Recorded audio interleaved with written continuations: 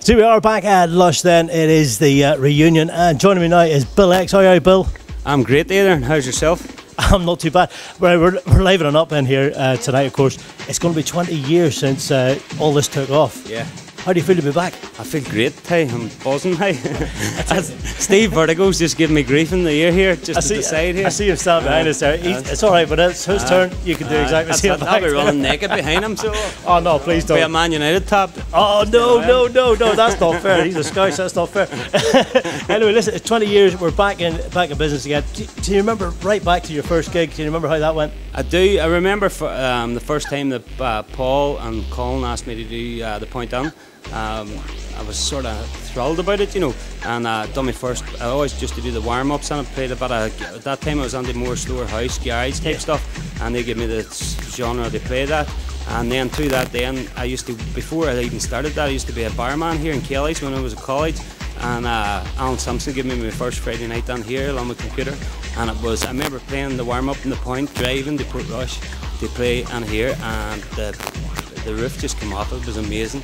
But the atmosphere was always great. Back as they call it now, the Kelly's, the love years was unbelievable. Oh, it was amazing. Hey, the amount of people, you know, like across the divides, Belfast, Derry, Corey, and everywhere. You know, everybody just didn't care. That was a release for them, and they just wanted to get on with it. You know. Yeah, absolutely. I think that's probably why it was called the love years. But that then spilled over whenever the Point got kicking off as well. Kelly's and the Point were running side by side. Yes, it was unbelievable. Well, at a weekend you would usually go Friday night to the Point, Saturday night to Kelly's, then on to Circus and Banbridge, then on to Tokyo Joe's, then you got a couple of hours sleep, and then it was straight back to the Point on the Sunday night. Yeah. Chris Hurley and Paul. That was back in the lethal days, wasn't it? I don't know how I survived it. I used to get £70 a week, and that was I went to 4 clubs at the weekend. You know what I mean? It's not a bad claim. You can't do that now, can you? You can't do it now. I wouldn't have energy to do it now. I think we're all a bit older, and we say wiser. Maybe you either. Not me anyway. Wouldn't do that. So anyway, listen.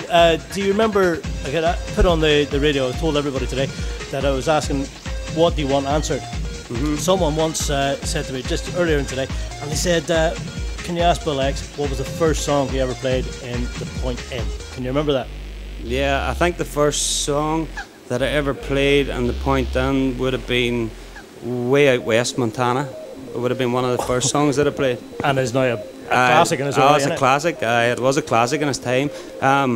I remember going to Belfast to get records and meeting other DJs and things, and then looking for things that were different, and you were getting white labels all the time, and you were listening to them, and people weren't even picking them up on, and that was the thing that made it. You know, you always knew what the other DJs were going to play, but you always could throw on something that you thought yourself would break, and it always did. You know what I mean, sort of thing. But exactly, because I remember doing the same thing myself back in the mid-90s. You were going into record shops and you were lifting stuff, and they had the listening post, and you put it on and going, "Jeez, that's brilliant." It's just you couldn't wait to see what people's reaction was to the tunes, and then you know then if somebody hears something and it causes like a euphoria or whatever that people liked it, you know what I mean, sort of thing. And it was nice to break records at that time, you know what I mean. All about the hands in the air moments and you're getting it up there. But the atmosphere back then was, I think totally unique. It was unique.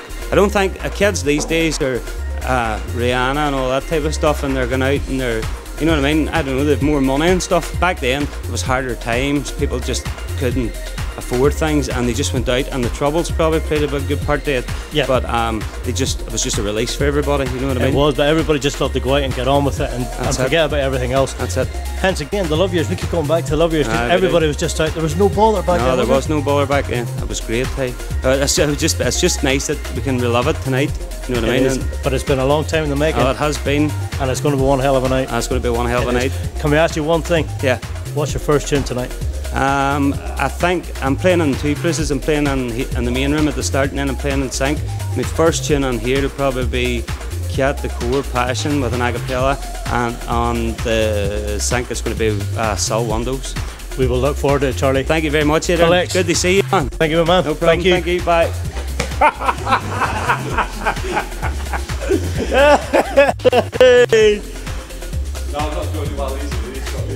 I'm running naked. Oh, you can't do that. Naked behind you.